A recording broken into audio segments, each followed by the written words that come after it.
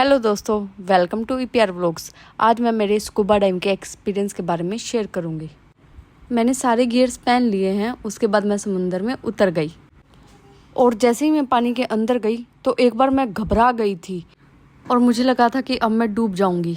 पर जैसे ही मैं फ्लोट करके ऊपर आई तो 2-3 सेकंड बाद मुझे अच्छा लगने लगा, क्योंकि मेरे आसपास मैंने स्कूबा डाइवर्स को देखा और उनको देख कर मुझे लगा चलो आसपास कोई तो है, अब मैं बच जाऊंगी।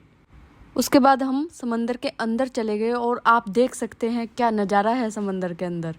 खूब सारी रंग बिरंगी फिशेस एंड कोरल रीफ्स देख सकते हैं आप लोग, कितने सुंदर लग रही हैं।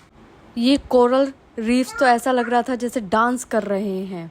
उसके बाद जो स्कूबा डाइवर हमें शूट कर रहा था वो कुछ इशारे करता है और वो इशारे में कैच नहीं कर पाती हूँ और मैं उससे पूछती हूँ आप क्या कहना चाह रहे हैं मुझे। तो वो मुझे समझा रहे थे कि आप कुछ पोज करिए, कुछ, क्योंकि फ़ोटोशूट भी हो रहा था हमारा साथ में, तो वो बोल रहे थे कि आप कुछ पोज करिए। और उसके बाद मैं 1-2 पोज करती हूँ हाय हेलो की। उसके बाद हम आगे बढ़ते हैं समंदर को थोड़ा और एक्सप्लोर करने के लिए। इसमें कुछ इन्फॉर्मेशन मैं आपको बता दूं। स्कूबा डाइविंग से पहले हमें एक ट्रेनिंग दी जाती है। उस ट्रेनिंग में हमें बताया जाता है कुछ सिंबल्स के बारे में, और वो सिंबल्स हमें हेल्प करते हैं समंदर के अंदर डाइवर के साथ बात करने में। जैसे कि अगर हमें कुछ अनईजी फील हो रहा है तो हमें ऊपर जाने के लिए अपवर्ड का सिंबल बताया जाता है, और हमें समंदर को थोड़ा और एक्सप्लोर करना है तो नीचे जाने के लिए डाउनवर्ड का सिंबल बताया जाता है।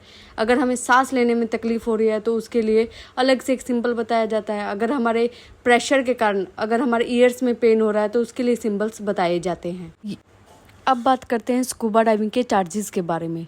तो ये स्कूबा डाइविंग हमने अंडमान हैवलॉक में की थी और इसके चार्जेस रहते हैं 5500 पर हेड। इसमें इंक्लूड रहता है आपका होटल से पिकअप एंड ड्रॉप, साथ में वीडियोग्राफी और कुछ फ़ोटोज़ भी। मैंने तो इस एडवेंचर को बहुत ज़्यादा इन्जॉय किया। ऐसा लग रहा था कि जैसे मैं एक अलग ही दुनिया में आ गई हूँ। चारों तरफ समंदर का गहरा नीला पानी और रंग बिरंगी फिशेस और डांसिंग कोरल रीफ्स।